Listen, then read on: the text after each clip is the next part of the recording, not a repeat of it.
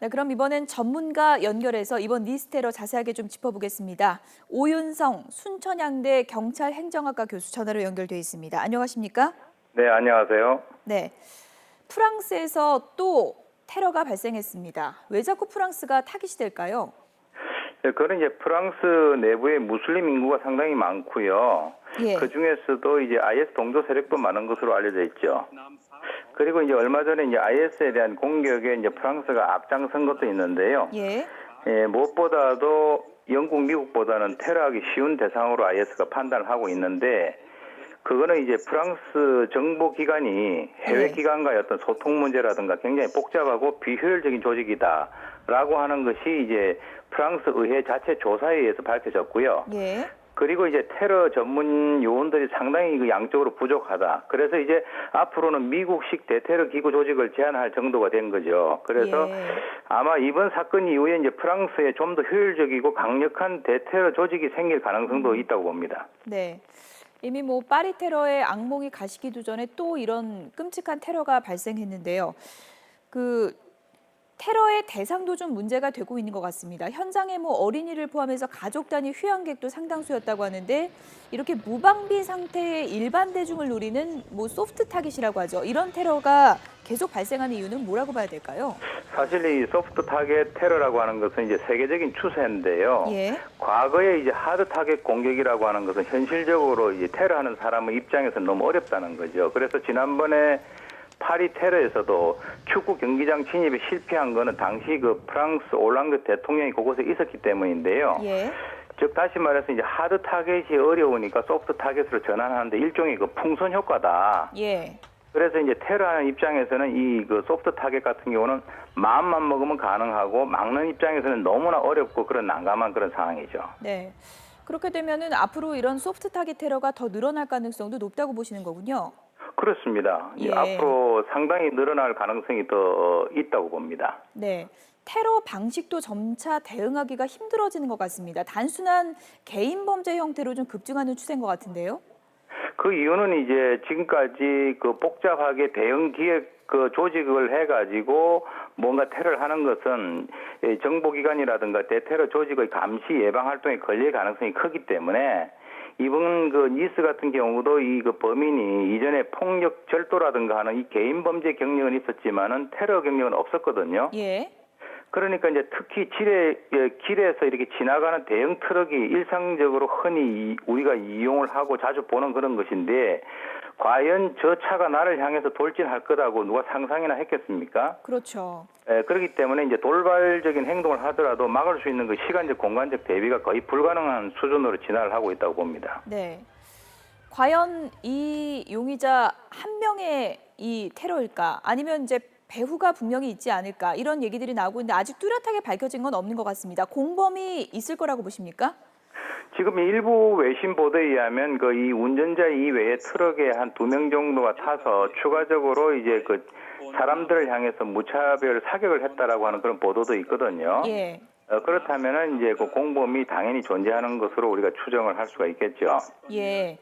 트럭 내부에서 뭐 다량의 총기도 발견되고 수류탄도 발견됐고요. 그리고 테러가 발생한 시점을 보면 이 혁명 기념일에 불꽃 축제가 열리는 시점을 택했습니다. 그러니까 상당히 좀 오래전에 치밀하게 준비했다고도 볼 수 있겠죠. 네, 적어도 이제 그 시점과 그 장소라고 하는 것을 본인들이 미리 계획을 하고 지금 전반적으로 이게 보게 된다면 이제 파리 테러 이후에 그 벨기에 브뤼셀 공항 또 터키 이렇게 거쳐가지고 다시 이렇게 프랑스 남부 휴양지 니스로 들어왔지 않습니까?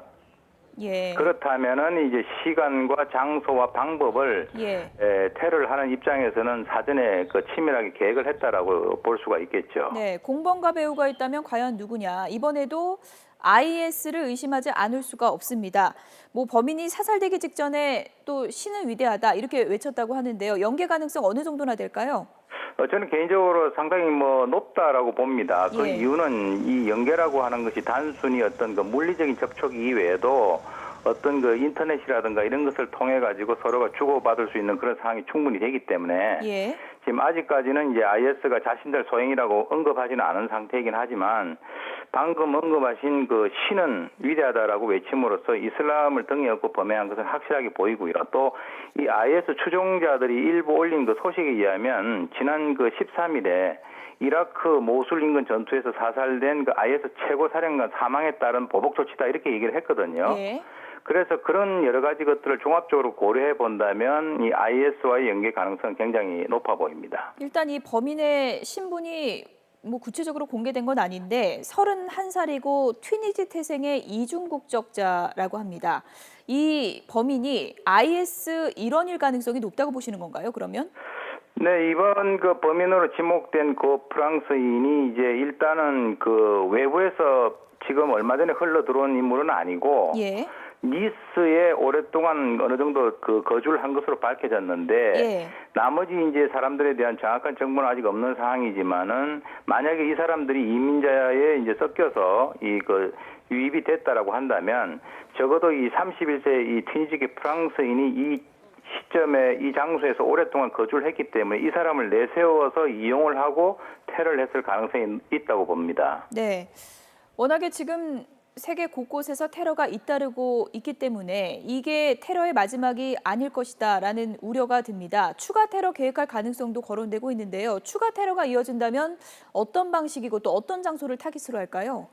그동안에 이제 이라크나 중동 지역에서 발생했던 이 소프트 타겟에 대한 그 공격은 상대적으로 많은 사람들 주목을 별로 받지를 못했는데 예. 이번 그 니스 휴양지 테러는 커다란 반향을 일으켰다고 봅니다. 예. 그래서 일단 이제 테러를 주도한 입장에서는 당장은 이 굉장히 분위기가 삼엄하기 때문에 활동을 자제하겠지만은 테러의 궁극적 목적이라고 하는 이 공포 확산에서는 매우 성공적이다라고 자기들이 스스로 판단을 하고 있을 것이기 때문에 예.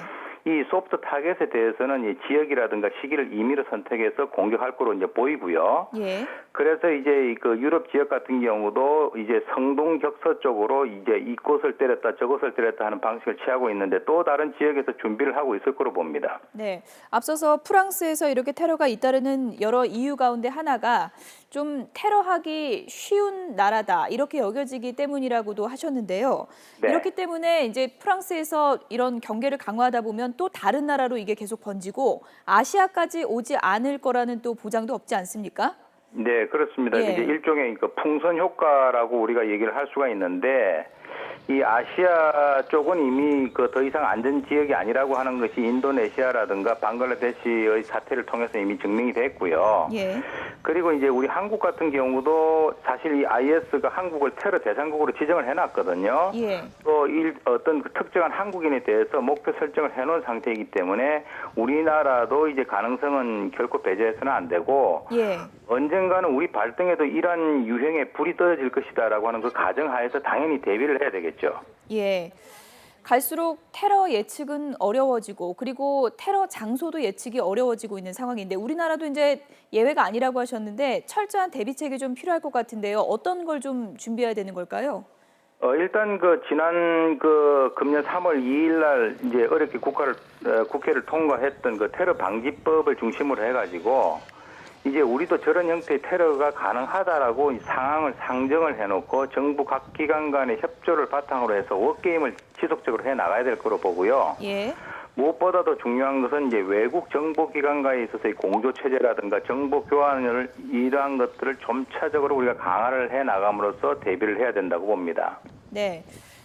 끝으로 이렇게 테러가 늘어나고 있는데 테러 막는 방법만 고민해서는 안 될 것 같습니다. 이렇게 테러를 일으키는 배후에 있는 그 IS에 대한 대처법도 좀 국제 공조가 필요할 것 같은데 어떤 부분이 좀 필요할까요? 일단은 어떤 정신적인 차원에서 이 테러라고 하는 것의 가장 커다란 목적이 공포를 확산시키고 심리적으로 위축을 하는 것이기 때문에 예. 전 세계적으로 이제 이러한 테러에도 결코 굴복하지 않겠다라고 하는 강한 의지가 각 국가별로 있어야 될 것으로 보고요. 예. 또한 이제 공동으로 대처하려고 하는 어떤 국제적인 공조라든가 노력, 그리고 이제 정보 교환이라든가 실질적인 협조를 통해서 이러한 테러가 발생한다 하더라도 결국은 그 사람들이 목표로 하는 그 어떤 최고의 어떤 목적을 결코 달성할 수 없을 것이다라고 하는 그런 메시지를 분명히 전해줄 필요가 있다고 봅니다. 네, 테러에 굴복하지 않겠다는 강한 의지가 이제 중요하다는 말씀이셨습니다. 오윤성 순천향대 경찰행정학과 교수였습니다. 전화 연결 고맙습니다. 네, 수고하십시오.